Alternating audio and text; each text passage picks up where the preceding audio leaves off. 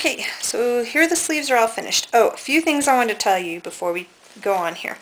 When you're doing this bottom gathering stitch, you don't have to worry about matching these two seams when you put this in. And matter of fact, try to sew on the inside of your actual seam from your cuff, because none of that's going to show. This is going to be flipped over like that, so you won't even see the seam, and you don't want to run the risk of sewing on this wrong side of the seam on this side, because then you're going to have this not even part there. Okay, so try to make sure you're sewing that on the inside. Also, when you do this gather on this bottom, there's going to be a seam here, so you have to remember that and leave a good 3/4 of an inch before you start your gather on both sides here, to where you start and where you end, because otherwise when you try to go to put this side seam, underarm seam in, you're going to end up with the fold right there, and it's going to be crazy. So make sure you leave some space there. Okay.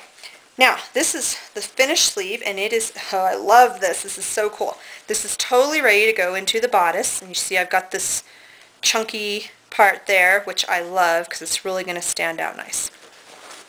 Okay, so when we go to put this in the bodice, so you can see this here, my bodice still needs some seam finishing and stuff before I put this in, but I'm just going to tell you, we'll go ahead and put the sleeve into the bodice like this, matching the armholes, matching your centers, okay? Going all the way around to there.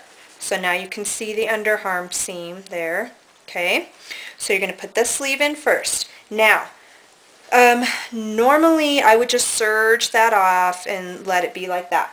But because I've got this netting issue, and my fashion fabric is just crazy with this ribbon applique kind of stuff on it. It's really thick, and it's not going to go through my serger very well. So what I'm going to do is, after I put this in, instead of serging it off, I'm going to actually put a bias binding over it, and it's not that big a deal. It's really easy to do.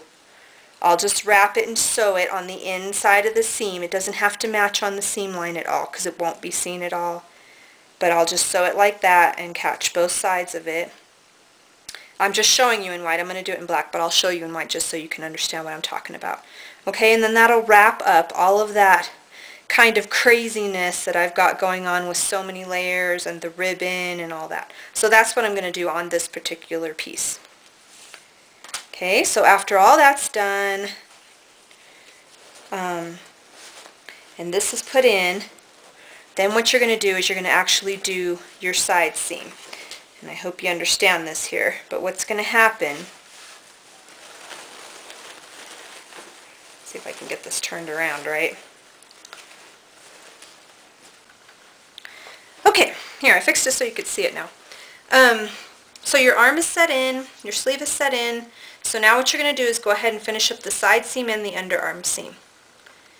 So go ahead and start at the sleeve and go ahead and run your whatever seam allowance you have, and go ahead and run that, stitch down. Make sure that this seam right here from the cuff runs into the cuff. Don't fold it the other way into the arm sleeve. Okay, you won't be able to cover it up. So fold that into the cuff, so run your stitch. Make sure that those match right there. Okay, those seams match. Keep going onto the underarm. Make sure that the underarm seams match. Okay, and then go ahead and go the rest of the way down your side seam. And there you go. That's your whole side seam in. Now you've noticed I went ahead and pressed in a little 1/4 of an inch seam allowance right there. And what's going to happen is, after this is sewn together, you're just going to go ahead and flip this over, and this will hide all of your cuff and sleeve put together right there.